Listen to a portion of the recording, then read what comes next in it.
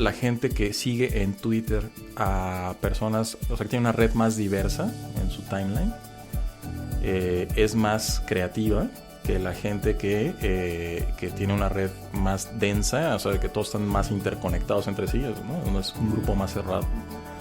Entonces, y tiene sentido, ¿no? Porque de pronto es como la misma gente hablando de las mismas cosas todo el tiempo, versus la posibilidad de estar expuesto a cosas que te lleven por caminos de pensamiento diferentes y te enriquezcan un poco la visión que tienes del mundo, ¿no? Bienvenidos al episodio 20 de Conversaciones DLC, un podcast de lo cotidiano y lo no tanto. Yo soy Efraín Mendicuti y como saben he creado este espacio para conversar con algunos líderes de pensamiento, de cultura, de negocios, de educación en el mundo de habla hispana para compartir con todos ustedes cómo estos líderes nos muestran con su trabajo, con su experiencia y ejemplo, la forma en la que todos nosotros podemos hacer en nuestras vidas, de lo cotidiano, algo extraordinario. ¡Comenzamos!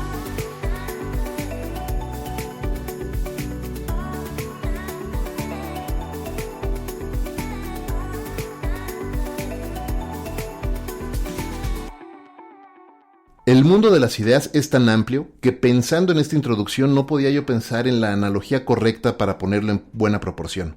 Y es que cuando pensamos en ideas, en creación o en innovación, tendemos a asociar de forma muy limitada los roles que en el entendido común de la gente tienen permitido ser creativos. Pero el concepto de creatividad, de generación de ideas o de innovación no puede realmente tener una R de registrado, y nuestro invitado hoy es prueba de ello. Comenzando su carrera en 1989, habiéndose graduado como licenciado en Sistemas de Informática o Sistemas en Informática, mi invitado ha sido cofundador de muchas exitosas agencias de marketing digital en México, entre las que destacan Interfaz 401, que fuera después adquirida por Ogilvy en México para crear Ogilvy Interactive, en el año 2000. Después, también cofundó Substance, que fuera después fusionada con Avast Worldwide en el 2012.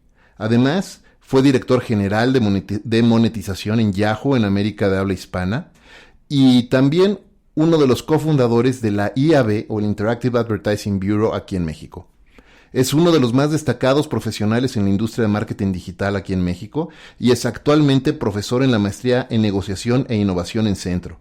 Además, es responsable de innovación e integración en la agencia Bombay y fundador de Synapse. Es definitivamente una de las mentes más claras que yo tengo el gusto de conocer. Rafa Jiménez, muchas gracias por acompañarnos hoy aquí en Conversaciones DLC. Bienvenido. Al contrario, Efra, encantado de estar contigo. Muchas gracias por la invitación. Oye, Rafa, normalmente me gusta empezar por el principio con nuestros invitados, pero hace un par de semanas tuve la maravillosa oportunidad de escucharte contarle a Biz Stone lo que haces con Synapse. Uh-huh. Y entonces me encantaría empezar por ahí. Okay. ¿Qué es Synapse? ¿Qué es Synapse? ¿Y cómo fue que pensaste en crear una plataforma como esta? Sí, bueno, pues mira, Synapse es un motor de inspiración, decimos, ¿no? Y a lo que nos referimos con eso es que es una herramienta a la que vas como cuando vas a Google en búsqueda de información, acá vas en búsqueda de inspiración.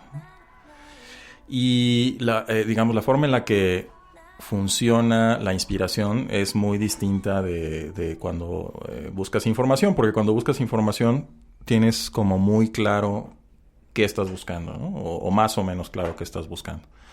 Y en lo que se refiere a inspiración, que es, digamos, el momento en el que estás tratando de tener una idea, ¿no? Y tratando de auxiliarte de posibles insumos que puedas tener a tu alrededor, ya sea gente con la que puedas pelotear ideas o cualquier cosa, pero pensando en el internet específicamente, pues te metes y lo que hay, y digamos, y el primer lugar, entre comillas, al que nos dirigimos es Google, porque es como el default en estas cosas.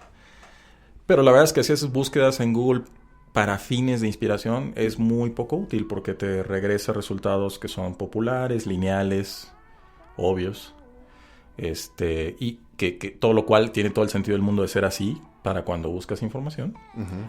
Pero cuando buscas algo que te detone ideas, pues difícilmente te va a detonar una idea interesante, algo que es tan común y tan obvio, ¿no? Entonces, desde hace años me di cuenta de que había como esta ausencia en el web en particular de una herramienta que ayudara en este momento de querer tener ideas. Y realmente, si te pones a pensar, como que todo el internet está estructurado de una forma más como una biblioteca, en el sentido de que todo está organizado temáticamente. Sí, básicamente está organizado temáticamente.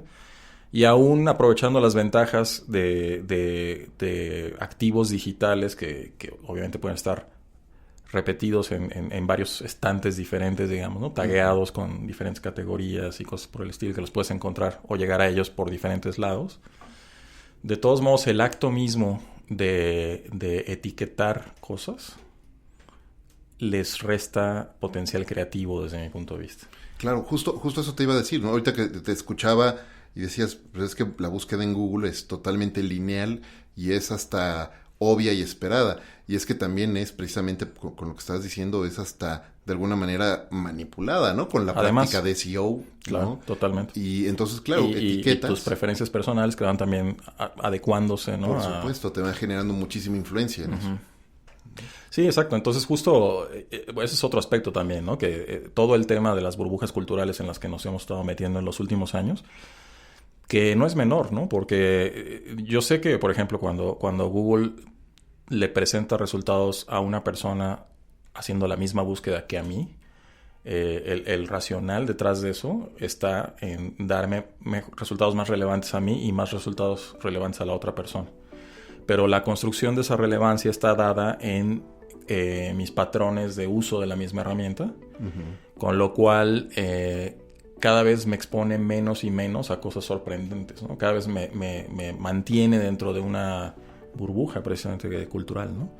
Y lo mismo los algoritmos, por ejemplo, de Facebook, de YouTube, de todas estas cosas, como que no favorecen mucho el exponerte a cosas diferentes, porque saben que casi siempre la gente está buscando cosas que hagan eco de alguna manera con lo que piensan. Eso tiene más engagement, y como optimizas contra engagement, pues como que se vuelve un círculo vicioso en donde cada vez tu entorno se parece más y más a ti, ¿no? Y eso desde un punto de vista social tiene sentido también. O sea, no tengo nada particularmente en contra de eso, pero desde un punto de vista de creatividad es muy limitativo, ¿no? E incluso, por ejemplo, hay un estudio interesante que hizo, si mal no recuerdo, la Escuela Sloan de Administración en Harvard.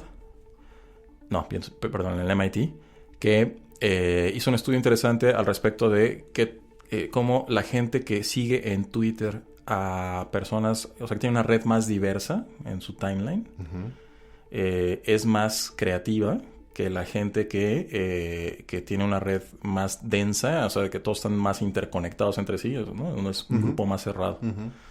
Entonces, y tiene sentido, ¿no? Porque de pronto es como la misma gente hablando de las mismas cosas todo el tiempo, versus la posibilidad de estar expuesto a cosas que te lleven por caminos de pensamiento diferentes y te enriquezcan un poco la visión que tienes del mundo, ¿no?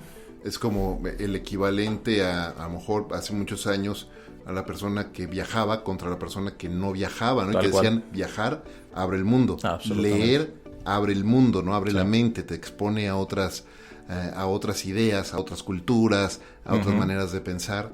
Y claro, si estás en un social graph totalmente cerrado, todas las personas van a pensar exactamente igual que tú, y cuando llegue algo que es distinto, pues viene el shock durísimo que también por eso luego vemos tanta división, ¿no? Totalmente, sí, se polariza mucho por eso, ¿no? Porque estás convencido de que la realidad es de cierta forma, pero no es la realidad, ¿no? Es como tu pedacito de realidad que te has ido metiendo más y más en eso, ¿no? Y Synapse, pues lo que hace, o sea, la forma en la que funciona, nosotros partimos básicamente de dos observaciones, que son, por un lado, que las asociaciones mentales son la materia prima de las ideas. Después de ver varias, o sea, cualquier cantidad de sesiones de lluvias de ideas y de participar en muchísimas y demás, pues abstrayendo un poquito el asunto te das cuenta de que en realidad lo que está pasando es eso, ¿no? O sea, alguien dice una cosa, eso le sirve de detonador a alguien más para pensar en otra cosa, ¿no? Y cuando las cosas fluyen bien en una sesión de lluvia de ideas, que no es fácil, por cierto, ¿no? Porque o sea, es muy difícil implementarlas correctamente para que no caigan en vicios que limitan mucho el pensamiento. Pero cuando funcionan bien, se vuelve como pues realmente peloteo, ¿no? Interesante, ajá, en donde justamente se da esta dinámica de que alguien dice una cosa, eso detona a alguien más, eso que dice alguien más le detona al original o a otra persona, y entonces van surgiendo ideas, ¿no? En la cabeza de la gente. Y entonces, digamos, esta conexión, digamos, que se da entre que alguien dice una cosa y le da a pensar otra, es esa asociación mental que es poderosa, ¿no? Y que tienden a ser, obviamente, divergentes, o sea, casi, no necesariamente, ¿no? Pero de repente hay unas que son muy divergentes y que son muy interesantes, ajá, porque justamente no es como la relación lineal normal, ¿no? Justo te iba a hacer esa observación, porque hace rato me metí justo a Synapse a tratar de aprender un poco más y hice un par de búsquedas. Y sí, no es ni lineal ni secuencial, es totalmente divergente, ¿no? Entonces yo hice una búsqueda de liderazgo, no, de leadership, lo hice en inglés, leadership. Ahora está todo en inglés, por cierto, pero pronto va a salir en español. Muy bien, buenísimo. Pero lo hice en leadership and organization, algo así. Y sí, empecé a ver los resultados y eran totalmente apuntan en direcciones muy diferentes. Muy interesante. Sí. Y eso, fíjate que, bueno, pues justo, digamos, la intención es que Synapse es un espacio en donde puedes navegar por las asociaciones mentales de personas diferentes a ti, que eso es importante, ¿no? En el diseño de la plataforma está pensada para que mientras más diversa sea la gente que participa, mejor, ¿no? Porque mientras más distinto a ti es alguien, es más probable que sus asociaciones mentales te sorprendan y te lleven por un camino de pensamiento que no es habitual para ti, ¿no? A lo mejor es habitual para otra persona, pero que esa persona a lo mejor es arquitecto y vive en Nairobi, por decir algo, ¿no? Pero para ti a lo mejor es como, wow, ¿no? Esto no lo había pensado, ¿no? Claro. Y la otra observación justamente tiene que ver con eso, que la diversidad es importante, ¿no? Mientras más diverso, mejor. Y eso nos ha llevado, digamos, el camino para que Synapse adquiera la escala que queremos que el que adquiera ha sido un poco cuesta arriba, precisamente porque siempre hemos estado empeñados en que tenga este carácter global. En muchos casos, por ejemplo, tiene mucho sentido arrancar una startup tecnológica enfocados en un nicho muy específico, ¿no? Si funciona muy bien en ese nicho muy específico, entonces ya tienes como una fórmula que puedes llevar a otros nichos, a otros mercados, hacerlo más masivo, etcétera. Para nosotros era muy importante desde el mero principio que fuera algo de acceso global, y por eso decimos, entre otras cosas, que estuviera en inglés, ¿no? Porque nos guste o no, pues es el idioma del mundo, el más común que tenemos, y pues de esa forma podemos tener exposición precisamente a asociaciones hechas por una persona en Turquía, una persona en Japón, una persona en Argentina, de la misma manera que Qué enriquecedor, porque si lo hubieran hecho empezando, no sé, para México, solamente para Estados Unidos, puedes caer en la burbuja de todas maneras. Exacto, una burbuja tal vez un poco más grande, pero burbuja. Sí, que queríamos, o sea, como que casi por postura filosófica queríamos estar lo más alejados posible de eso, ¿no? Pero obviamente eso tiene sus bemoles en términos de adopción, ¿no? Porque hablarle a todo el mundo es imposible, ¿no? Claro. Pero bueno, ahí vamos poco a poco. Poco a poco se va avanzando. Y en lo que decías ahorita de que lo que ves lo que ves como resultados de búsqueda son cosas divergentes y que apuntan justamente en direcciones inesperadas. Tiene también una pequeña, o sea, tiene un grado de sorpresa, digamos, por parte de los usuarios, que no saben muy bien cómo enfrentarse a eso. Lo hemos estado viendo, ¿no? Platicando con nuestros usuarios y observándolos directamente, interactuando con la plataforma. Y la verdad es que sí es un poco desconcertante al principio, cuando te enfrentas por primera vez a Synapse, el ver este tipo de resultados, porque estás acostumbrado a cómo funciona en Google, precisamente, ¿no? Entonces, claro, estás acostumbrado a que lo que ves como resultados de búsqueda tienen que resolver literalmente el problema que estabas tratando de resolver, ¿no? Que es dónde está el cerrajero o cosas así, ¿no? En el caso de Synapse, si tomas literalmente los resultados, no te sirven de nada.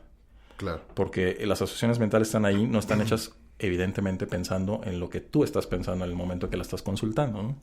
Tienen un carácter más abstracto en ese sentido y más de uso múltiple también, ¿no? Si tú ves una synapse pensando en un problema que tienes que resolver que tiene que ver con, no sé, con el diseño de un nuevo empaque para algo, y yo estoy viendo la misma synapse con un problema diferente, que es que estoy trabajando en una novela, lo que se nos va a ocurrir es diferente, y eso también está padre, ¿no? O sea, claro, el mismo estímulo, que es esta asociación mental, te puede detonar una idea diferente a ti que a mí, dependiendo del uso que tengamos en mente en ese momento.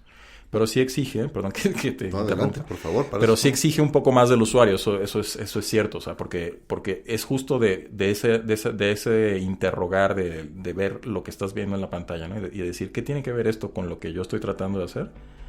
De esa interrogación es de donde salen las ideas. O sea, ahí no vas a encontrarte la solución de ninguna manera, ¿no? Ni siquiera te vas a encontrar algo que puedas como copiar y pegar.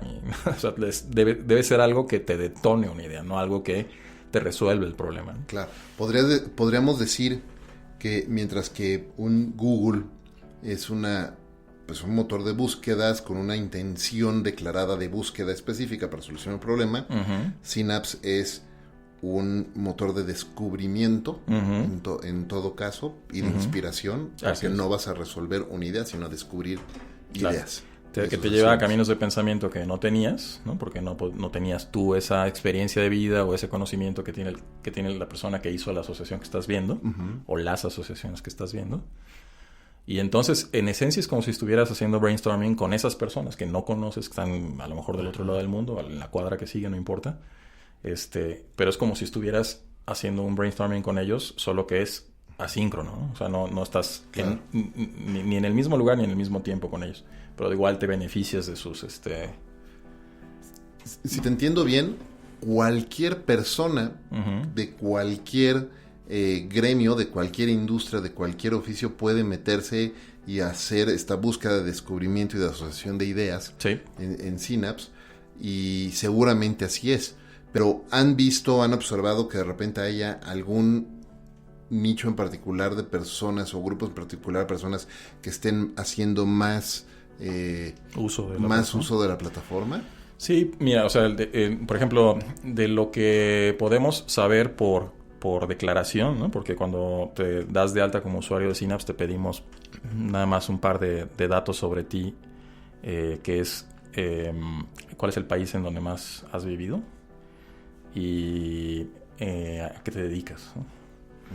Y pedimos esos dos datos entre paréntesis porque con eso construimos una cosa que le llamamos distancia cultural, que es una matriz en donde tratamos de establecer qué tan diferente o qué tan parecido es alguien dependiendo de esos dos datos, ¿no? Entonces, qué tan diferente es, por decirte algo, un publicista argentino de un publicista mexicano, de un arquitecto mexicano, por ejemplo, de un arquitecto italiano, ¿no? Para que cuando veas los resultados los puedas ordenar de la manera que tú quieras. Si quieres que sea lo más distinto a ti, a lo menos distinto, o al revés, que sería el default, ¿no? O al revés, que no sería el default, que sería lo más parecido a ti primero. Si por alguna razón quieres ver, ¿no? Que asocia a la gente que se te parece un poco. Pero yo creo que lo habitual es que quieras ver lo más distinto a ti primero, porque es lo más sorprendente, ¿no? Típicamente. Y entonces, como tenemos ese dato precisamente de la ocupación, lo que sabemos es que mucha de la gente que se mete a Synapse sí está del lado, por ejemplo, de despachos de diseño, de agencias de publicidad, como de comunicación y marketing y ese tipo de cuestiones. Pero también mucha gente que se autodenomina como consultor. No está como muy específico qué tipo de consultoría hacen, pero muchos, yo creo que pueden ser consultores de innovación, pueden ser consultores de otros tipos. Y la parte de lo de publicidad y eso, la verdad es que es un poco como una profecía autocumplida, porque queramos o no, estamos muy cercanos nosotros a todo el tema de marketing. Ustedes como fundadores. Exacto, el tema de marketing y publicidad. Entonces muchos de nuestros conocidos pues son de ese ámbito. Y como la gente que ha llegado a Synapse hasta ahorita ha llegado por boca a boca y por recomendaciones y cosas por el estilo, no hemos invertido realmente en adquisición de usuarios, pues es natural que muchos de los usuarios actuales vengan por ahí, ¿no? Incluso también, por ejemplo, hay gente como Dani Granata que tiene 2 o 3 cursos en plataformas online, un par de ellos creo que en Doméstica, otro en Platzi. Y en los cursos que da de creatividad, en algunos casos menciona Synapse y demás. Entonces también, por ejemplo, esos han sido como las cosas que han ayudado a que haya gente usando Synapse. Y pues todos son del mismo círculo de alguna manera de gente que está alrededor de la creatividad publicitaria y de ese tipo de cosas, ¿no? Oye, pero conforme va creciendo y más personas lo van usando, qué interesante estudio antropológico incluso, sí. ¿no? O sea, sí.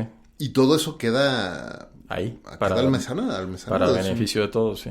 Exacto. Está maravilloso. Y sí, esto que dices de cuestiones antropológicas y demás es como un uso posterior que podría tener esa información en cuanto a que digamos podrías hacer preguntas más de tipo de investigación, por ejemplo, de mercado y cosas así, en cuanto a, por decir algo, qué es lo que la gente asocia con la cerveza en Colombia y en Brasil y en Argentina, ¿no? Por decir algo.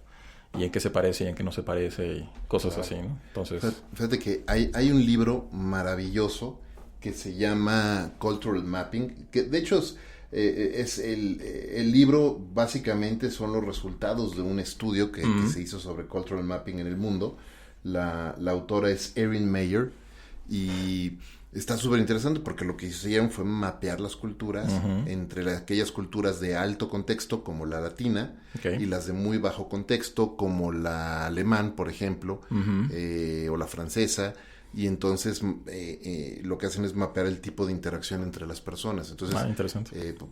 Yo ahorita estoy estudiando un curso que se llama Leading and Managing Globally, ¿no? Para precisamente entender distintas culturas y todo. Y veíamos un caso donde se hablaba de cómo una persona de Holanda le escribía a una persona en México y tú leías el correo que para Holanda era no nada más normal, era lo decente y lo amable en una cultura mexicana de tan alto contexto donde nos gusta decir, oye, por favor, tal vez si no fuera una molestia y pudiera yo atreverme a preguntarte, tal vez quizás si acaso, ¿no? Se toma como ofensivo y como grosero, ¿no? Claro. Y cuando entiendes la cultura de allá, al contrario, ahí la cultura lo que dice es que sería ofensivo si te doy vueltas y no te digo las cosas directo. ¿Para qué te hago perder el tiempo? ¿No? Y entonces ese cultural mapping es súper interesante. Entonces ese trabajo y ese estudio antropológico que se puede hacer con Synapse es súper interesante para también entender. Sí, yo creo que también tiene esa arista definitivamente. Qué interesante.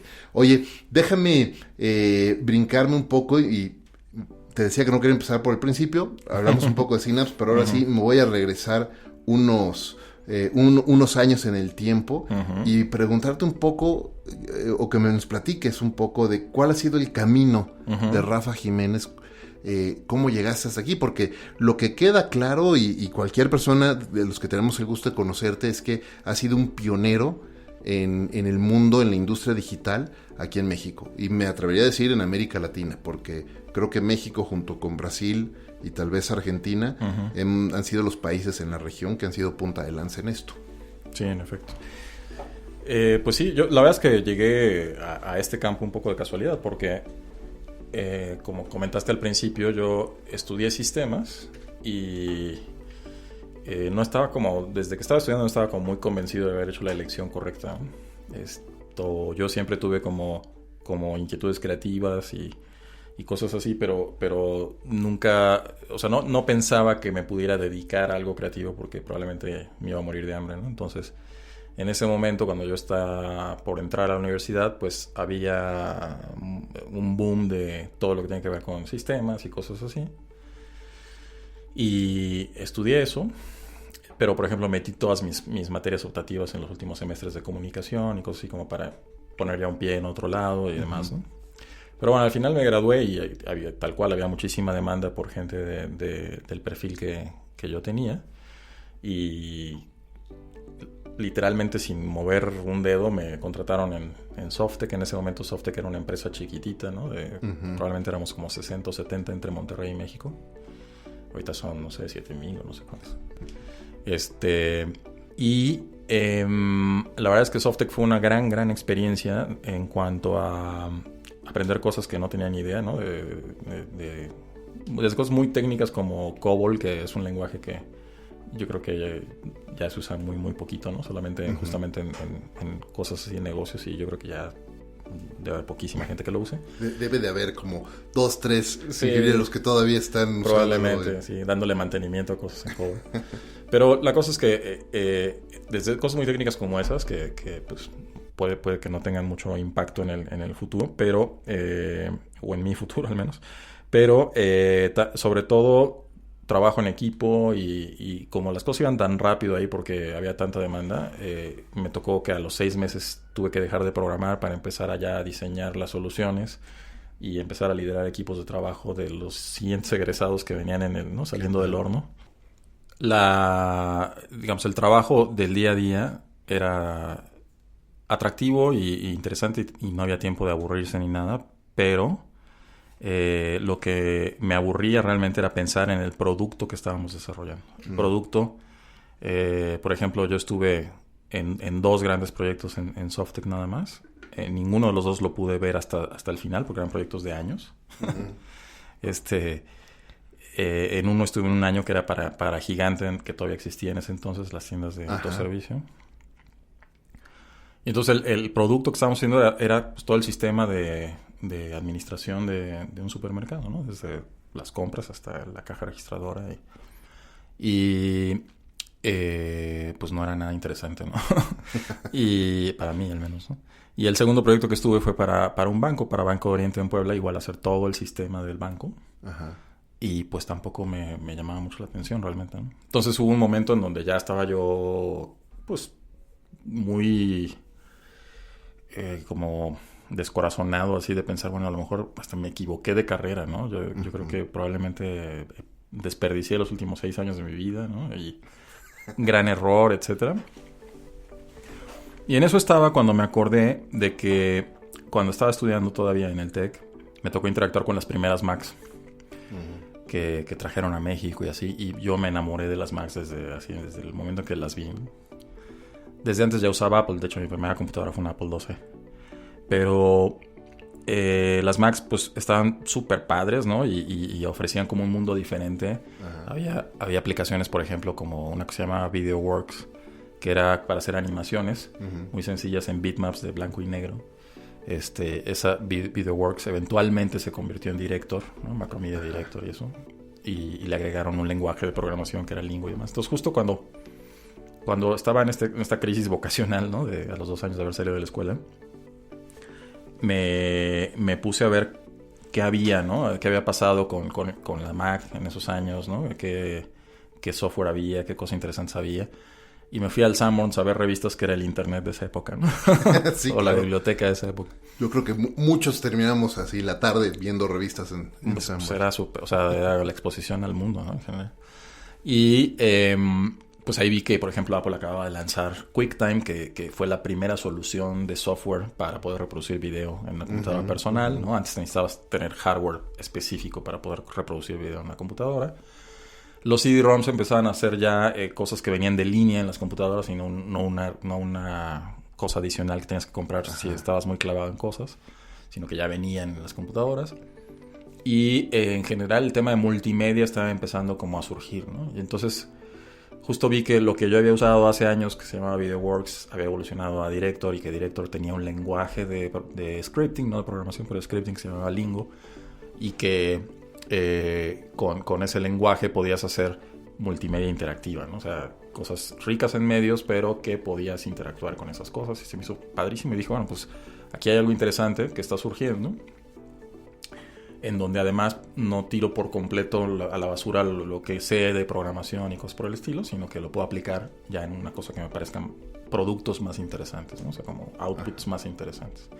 Y así fue como arrancó 401 en 1992, 91, 92. La típica historia de vender el bocho para ¿no? comprar un... En ese momento, la verdad es que ahí te das cuenta cómo... cómo han bajado de precio las computadoras, la tecnología en general, ¿no? Porque en ese momento, pues, con la venta del coche me alcanzó para comprar nada más una Mac como de media tabla, o sea, no para nada la más potente. y 2 o 3 paquetes de software, ¿no? Photoshop y Director y Ajá. Sound Edit, que en ese entonces era lo que había para editar audio. ¿Y empezaste tú solo o te asociaste con alguien? Empecé yo, digamos, trabajando yo solo, pero curiosamente cuando en Softec les avisé que iba a salirme para hacer esto, otros 3 amigos que trabajaban ahí me dijeron, oye, está buenísimo, le entramos y nosotros somos tus socios inversionistas, capitalistas, ¿no? Oh, muy bien. Y yo dije, pues a todo dar, porque yo justo estoy pensando en vender mi bocho para eso, ¿no? Entonces ellos pusieron dinero inicial que con lo que pude comprar un escáner y una impresora, ¿no? Y cosas así, ¿no? Pero desafortunadamente, pues la verdad es que no estaban realmente preparados para ser como socios capitalistas. Porque el plan era que pudiéramos comprar esas cosas y que pudieran como pues subvencionar la operación de 401 en lo que empezaba a agarrar vuelo, ¿no? Pero a los 3 meses se dieron cuenta de que no tenían realmente la capacidad económica para hacer una cosa así y pues dijeron que pues, ahí moría básicamente. Entonces pues entró otro amigo mío y les compró como su participación y ya empezamos los dos a trabajar y después se integró mi hermana Jerry con los otros dos. Y eso fue pues, o sea, como que cada paso de esos fue como transformacional en la historia de 401. Claro. O sea, al principio pues estaba solito, entró a trabajar conmigo Carlos, que conozco desde hace mucho tiempo y que sigue estando en la industria. Y estábamos ahí los dos en mi departamento sin oficina, ¿no? Trabajando ahí. Después ya pudimos estar en oficina. La clásica historia de emprendimiento. Claro. Y luego, 6 años después, aparte era una organización muy curiosa la de 401, porque todos los que estábamos en la empresa, lo que más nos gustaba era hacer las cosas, ¿no? O sea, sacar entregar lo que teníamos que entregar, ¿no? Pensar cuál era la mejor solución. Y a nadie le gustaba vender. Entonces, era un poco raro porque cada vez que alguien vendía un proyecto, todos nos volcábamos en hacer el proyecto y no había nadie como construyendo un pipeline de ventas, ¿no? Entonces, cada vez que terminábamos algo, era como, ¿y ahora? ¿No? Pues ahora buscar otro cliente, ¿no? Entonces, eran unos altibajos así de... Porque además, es clarísimo, en toda organización hay quien hace el producto y luego tiene que haber quien vende el producto. Así y es. Tiene que haber quien da soporte a quienes hacen y a quienes venden. Totalmente. Y si no hay eso, es decir, si no está ventas, que pues está trayendo el combustible y no está el motor, que son quienes hacen el producto, y no está quien administra y ayuda al proceso, y que realmente pues hay una oficina que tenga energía eléctrica, básicamente, sí, ¿no? Sí, sí. Es difícil, ¿no? Y es muy chistoso porque creo que sí sucede mucho con frecuencia, ¿no? La gente se apasiona por lo que quiere hacer, sí. Y conforme vas creciendo en tu carrera y vas tomando otras responsabilidades o te vuelves emprendedor, pues tienes que empezar a asumir otras responsabilidades que te alejan de alguna manera de aquello que te apasionaba hacer. Eso es cierto, sí. Y en nuestro caso justo estábamos en un momento en el que nos estábamos preguntando cómo hacerle para salir de ese ciclo, ¿no? Si deberíamos de buscar un socio nuevo, etcétera, ¿no? Y en eso estábamos cuando se acercó con nosotros Eric Decom, que él tenía una agencia parecida a la nuestra y estaba en una situación completamente al revés, en donde él tenía como toda la llegada con los clientes, ¿no? Toda esta capacidad de vender, que es un oficio y un arte en sí mismo. Y propuso que fusionáramos las dos cosas. Y nos pareció que tenía bastante sentido. Ahí entró también al grupo en ese momento como inversionista y con una área específicamente de desarrollo de títulos interactivos a la mezcla Dani Sadia. Y entonces ahí estábamos Dani, Jerry, mi hermana, Eric y yo, y eso se llamó Interfaz 401, e Interfaz 401 a los 3 años se la vendimos a Oiley. Oye, para los que nos están escuchando, y bueno, seguramente muchos de los que nos están escuchando identifican perfectamente bien todos estos nombres que nos acaba de compartir Rafa, pero para quien no, imagínense al Rat Pack, pero digital, ¿no? O sea, realmente, ¿sí? ¿Te acuerdas del Rat de Frank Sinatra y de Sammy Davis Jr., Sammy Davis Dean Martin, ¿no? Es que, en serio, sí, son personas que se han distinguido porque han abierto y nos han ayudado a muchos a abrir abrir brecha en esta industria. Gracias. Sí, pues sí, y eran tiempos todavía, digamos, tempranos en el asunto ¿no? En 1997, que fue cuando nos fusionamos. Por ejemplo, para darte una idea, la facturación de ese año era todavía como 80% lo que veníamos haciendo históricamente, que eran CD-ROMs, kioscos interactivos y ese tipo de cosas. Y para el 98, y 20% empezaba a hacer cositas de internet, ¿no? Poquitas. Y para el 98 ya era al revés, o sea, 80% internet y 20% lo demás. Y por la explosión que hubo ¿no? del web en esos años. Y luego, desafortunadamente, el crash en el 2000, ¿no? Pero para entonces ya estábamos a bordo de Ogilvy. Ya estaban con Ogilvy.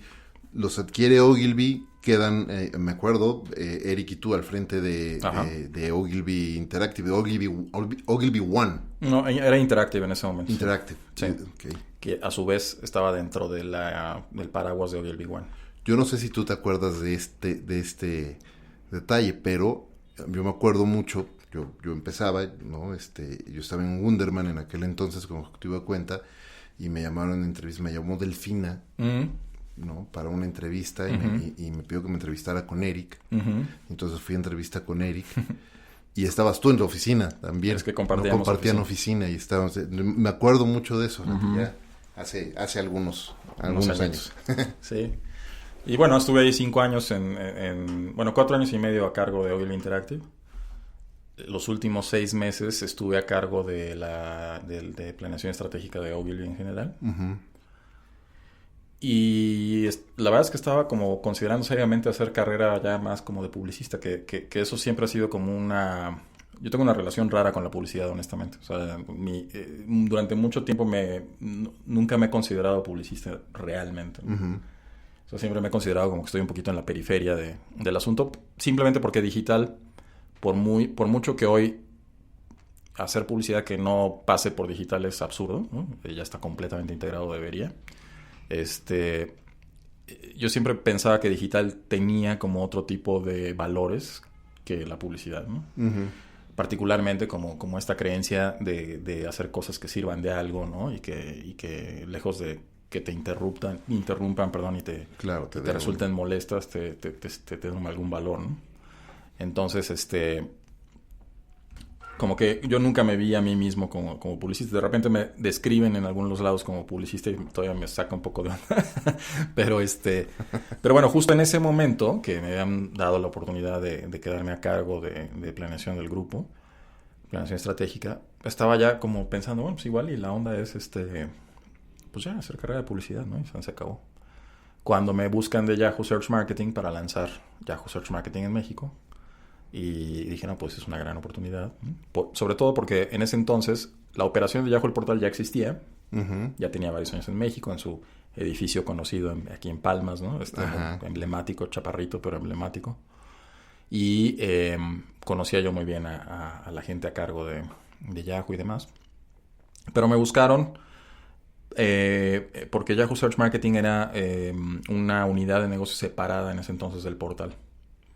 Y iban a lanzar en México y no había nadie prácticamente. Se había comprado en la región un jugador de Search Marketing que era Terrespondo. Y Terrespondo tenía a una persona como Country Manager en México. Pero igual, me invitaron, acepté, hubo que contratar a todo el equipo, ¿no? Fue una experiencia muy, muy padre. Estábamos compartiendo oficinas ahí con el equipo del portal, que era obviamente más grande que nosotros. Y como a los 6-8 meses se empezó a fusionar las dos operaciones a nivel global, después de brincar algunos detalles que tenían no legales, pero como de incomodidad, porque el cliente principal de Overture, que fue la empresa que compró Yahoo para hacer Yahoo Search Marketing, era MSN de Microsoft. Entonces como que no veían con muy buenos ojos que el nombre Yahoo fuera como el que estaba detrás de los resultados de búsqueda de MSN. Pero al final lo resolvieron de alguna manera y entonces empezaron a fusionar las dos operaciones, lo cual tenía sentido económica y financieramente y demás, ¿no? Cuando se empieza a hacer el proceso de fusión, me invitan a quedarme a cargo de las dos operaciones en México y de hacer la fusión en México, y eso también estuvo bueno. Y luego, en mis últimos meses en Yahoo, hubo una otra reagrupación o otra reestructura de la empresa en la que llegó una nueva persona a mercados emergentes, vio como que tenía una colección de mercaditos por todas partes del mundo y empezó a hacer fusiones de operaciones. Y entonces decidió hacer una sola operación de las 3 oficinas que había en la región, que era Buenos Aires, Ciudad de México y Miami. Yeah. Y entonces desaparecieron las operaciones locales, digamos en términos financieros, y se hizo un solo equipo Hispanoamérica. En ese equipo Hispanoamérica me dieron a mí la responsabilidad de monetización para Hispanoamérica, y estuve nada más como 3 meses en ese rol, porque me di cuenta de que yo tenía como una contraparte en la región, que era el que estaba a cargo del producto realmente. Y yo estaba a cargo como de vender el producto, ¿no? Y de las audiencias. Entonces me di cuenta que realmente me la pasaba mucho mejor en sus juntas que en las mías, ¿no? Claro. Y dije, no, pues la verdad es que no, o sea, como que no es lo mero mío, ¿no? Pues justo acabo de platicar que yo no soy bueno para las ventas, ¿no? Entonces, no es que fuera, o sea, monetización no es obviamente como ir a vender, pero sí estás a cargo de todos los equipos de ventas. Por supuesto, es una responsabilidad comercial 100%. Totalmente, ¿no? Y de business development y de acercamiento con agencias y todas esas cosas, ¿no? Entonces, les dije que muchas gracias, y estando allí además tenía como mucha visibilidad del mercado. Fueron los años también en que estaba yo a cargo como presidente de IAB y todo eso. Y dije, bueno, pues yo creo que en el mercado sigue habiendo una posibilidad, o una necesidad más bien, de una buena agencia digital. Pero no tenía yo ganas de hacer una agencia digital como había sido Interfaz o como había sido 401. Porque pensaba, bueno, pues de esas ya hay varias. Y yo pensé en ese momento que había una oportunidad de hacer una agencia enfocada casi exclusivamente en construcción de marca en medios digitales. Porque me había dado cuenta de que el internet parecía estar yendo inexorablemente en una dirección como de respuesta directa, ¿no?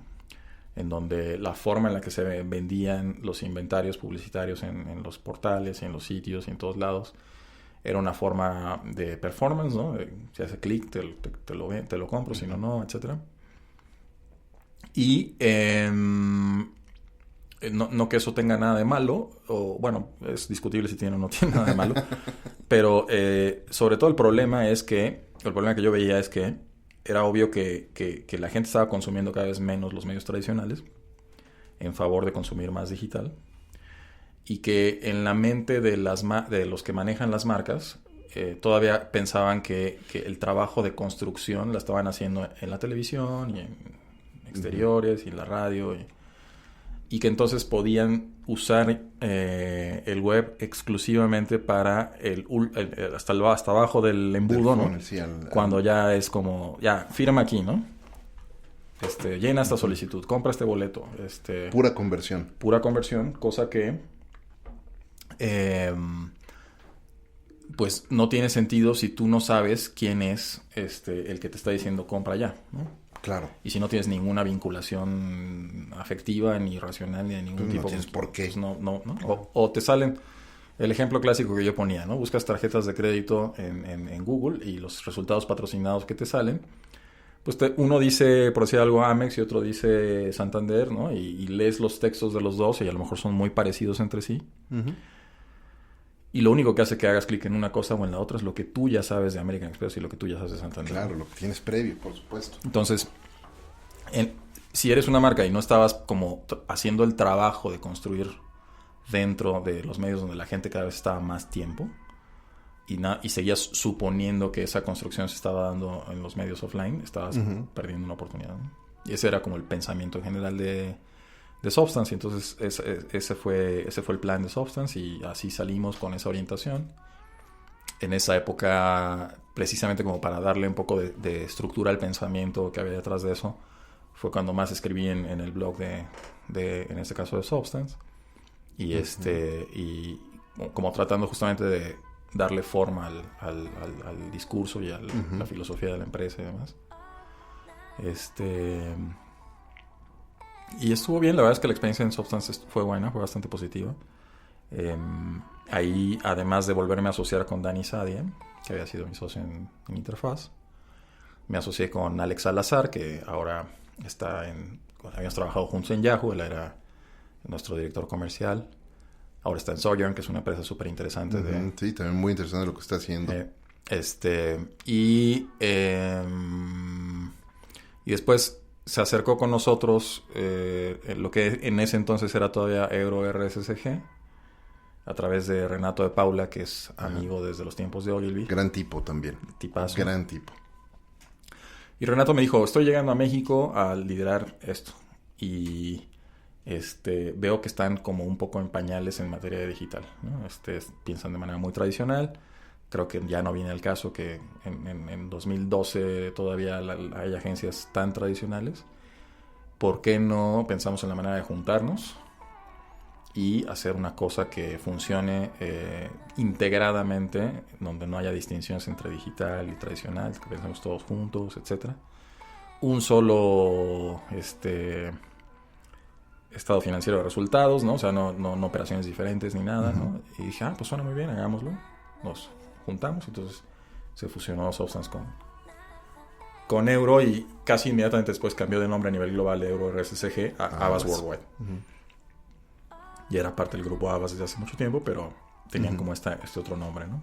Y en un momento dado decidieron que era más estratégico que todos tuvieran el mismo nombre, aunque yo creo que confundió muchísimo a la gente, porque a la fecha sigues hablando de Havas Worldwide y la gente sigue pensando en Havas Media. Exactamente. Porque, al menos en mercados como el mexicano, el tamaño de Havas Media es muchísimo más grande que el de la agencia estratégica y creativa que era Havas Worldwide. Aunque en otros mercados es al revés, ¿no? Brasil, por ejemplo, porque simplemente no hay centrales. Bueno, ahí por normativa no Exacto. pueden haber agencias de medios. Tal cual. Entonces, hay casos al revés, ¿no? Pero aquí era como muy chiquita la operación comparada con el tamañote de Havas Media. Oye, Rafa, pensando en tu trayectoria y todo lo que nos estás contando, pues es claro que has utilizado distintos sombreros, ¿no? Y te has reinventado, ¿no? Te graduaste en informática, en sistemas, estuviste trabajando en programación, en estos desarrollos, después tu propia empresa, Ogilvy, Yahoo, como uno de los unicornios de ese momento, en monetización, y luego regresas como emprendedor. ¿Cómo se reinventa uno? ¿Cuál es el proceso de pensar? Porque claramente te has tenido que, de alguna manera, pues ser flexible y aunque siempre has seguido seguramente una ideología, un convencimiento muy personal, pero uno se tiene que reinventar de repente, aprender nuevas cosas, nuevas competencias. ¿Cómo ha sido ese proceso de reinvención para ti? Pues mira, me encantaría decirte que sé cómo es, pero la verdad es que no lo sé. O sea, creo que mi motor en este caso es más bien una cuestión de aburrimiento. O sea, a mí justo como te decía ahorita, ¿no? Cuando pensé cuando me salí de Yahoo y pensé en hacer otra agencia, me parecía muy aburrido volver a hacer lo mismo que había hecho antes. Muy aburrido. Y la verdad es que tampoco es que le recomiende a nadie ese tipo de conducta, porque creo que, honestamente, ya viéndolo en retrospectiva, creo que si, por ejemplo, hubiera sido más flexible cuando lanzamos Substance y hubiéramos tomado como más trabajo de lo que había más en ese momento, sin tratar de ir cuesta arriba enarbolando una nueva manera de ver internet y cosas por el estilo, sino tomando las chambas que hubiera de performance, que era lo que todo el mundo estaba haciendo, probablemente nos hubiera ido mucho mejor en términos económicos, ¿no? Entonces, creo que mi hartazgo o aburrimiento con las cosas que ya llevo un rato haciendo tiene esa desventaja, que es que probablemente antes de capitalizar realmente el aprendizaje o demás, y casi como haber prendido la maquinita y que siga ya andando, me da flojera y digo, ¿ahora qué? ¿No? ¿Ahora qué hago? Entonces, pues eso. O sea, la verdad es que esto que tú le llamas reinvención, yo le llamo más bien como casi como hartazgo, así de estar mucho tiempo haciendo la misma cosa. Y me da por salir, ¿no? Luego también está el aspecto he estado, como mencionaste ahorita, yendo y viniendo entre el lado emprendedor y el lado corporativo, que ha sido circunstancial, ¿no? Ha sido por que emprendo y en un caso fue la adquisición, en otro caso fue la fusión, en medio lo de Yahoo, que también fue un empleo corporativo.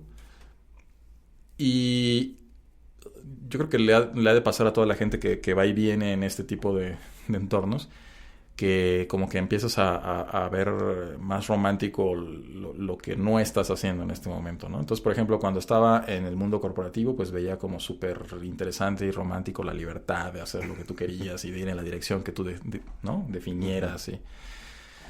Pero luego, por ejemplo, estando emprendiendo, que es durísimo emprender, ¿no? Y que estás muy solo muchas veces, ¿no? Extrañas mucho la estructura a tu alrededor, extrañas mucho tener un equipo grande, ¿no? Extrañas mucho tener guía de personas en otras partes del mundo que han hecho cosas antes que tú, ¿no?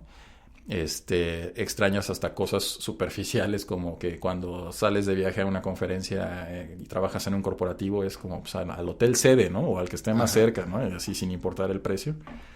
Y cuando eres emprendedor es el hotel que está junto al aeropuerto ahí, ¿no? El más barato. El más barato de todo, sí. Porque ya es otra cosa, ¿no? Entonces, la realidad es que obviamente todo tiene sus pros y sus contras. Pero es cierto que a veces que estás de un lado, al menos me pasa a mí, ¿no? Empiezo a ver como o sea, me parece como más seductor el otro lado de repente, ¿no? Y por eso como que he ido y venido de alguna manera. Oye, cuando una persona es pues tan prolífica como tú lo has sido y estás produciendo cosas todo el tiempo, ya sea como emprendedor o del lado corporativo, uno necesariamente tiene que hacerse de ciertas rutinas y de ciertos hábitos para poder mantener su desempeño, para mantenerse sano, para mantenerse cuerdo. Sí. ¿Qué rutina tiene Rafa Jiménez? Pues fíjate, yo soy muy... no tengo rutinas como de ejercicio y ese tipo de cosas que debería, ¿no? Sobre todo ya a mi edad. Es algo que he estado pensando en retomar justamente. Pero sí soy muy rutinario en cuanto a, por ejemplo, aprecio mucho las cosas como pararme a cierta hora, pasear a mi perro, preparar café, o sea, como las cositas que marcan de alguna manera el día, ¿no? Y de las cosas que hago aparte del trabajo que disfruto mucho, aunque ahí ya no siguen un orden muy rutinario, sino cuando se puede realmente, porque el trabajo a veces pues es como los gases, ¿no? Que llena todo el recipiente, sin importar el tamaño del recipiente. Me gusta mucho jugar Go, por ejemplo, que lo encuentro como muy... o sea, como algo que me ayuda como a salir del track mental en el que a veces me meto por el trabajo. Y me gusta mucho leer y me gusta mucho ver series, ¿no? Y obviamente platicar con Ingrid, mi mujer, y con mis hijos, etcétera, me hace mucho bien en general, ¿no? Qué importantes son los pequeños momentos, que son realmente los más importantes en nuestra vida. Sí, ¿no? Como que te anclan de alguna manera, ¿no? Totalmente. Oye, Rafa, nos estamos acercando al final de este episodio, pero antes de hacer la pregunta final, ¿dónde las personas pueden conectar contigo y cómo te pueden seguir? Pues lo más fácil yo creo que es por Twitter. Mi usuario en Twitter es @RafaJim. Y ahí está fácil. Y si no, en rafajimenez.com, que es el sitio donde están, pues igual, ahí pueden ver mi cuenta de Twitter, mi perfil en LinkedIn y otros proyectos. Muy bien. Ahora sí, vamos a la pregunta final. Toda la premisa te platicaba ahorita fuera de micrófonos. La idea de este espacio es compartir con las personas cómo líderes como tú hacen cosas distintas y hacen de lo cotidiano algo extraordinario. ¿Qué es para ti hacer de lo cotidiano algo extraordinario? Pues mira, para mí yo creo que tiene mucho que ver con tener la oportunidad o más bien darte la oportunidad de observar cosas que consideras que ya están muy vistas porque a lo mejor es el mismo trayecto todos los días de la casa al trabajo y del trabajo a la casa. A lo mejor, o sea, no sé, como todas las cosas que son precisamente cotidianas, ¿no? El darte la oportunidad de verlas siempre como con ojos por primera vez, ¿no? Es un ejercicio que a mí me gusta mucho hacer. En la ciudad, por ejemplo, muchas de las veces estoy en una calle y hago el ejercicio de verla como si fuera un turista y descubres cosas bien interesantes, ¿no? Y creo que justamente de ese descubrimiento es de donde salen las ideas y de donde salen pensamientos interesantes y donde puedes empezar a conectar cosas y sobre todo donde puedes no ir como autómata por la vida, ¿no? Sino realmente tratar de saborear las cosas, realmente tratar de pues estar presente como ahora está mucho en boga esto de ese mindfulness y ese tipo de cuestiones. O sea, realmente creo que tiene sentido eso. O sea, creo que muchas veces no nos damos cuenta de las cosas que están cerca de nosotros y a nuestro alrededor y no las apreciamos de la manera correcta. Y creo que todo eso es una fuente enorme de ideas. Y a mí lo que más me gusta en la vida es tener ideas.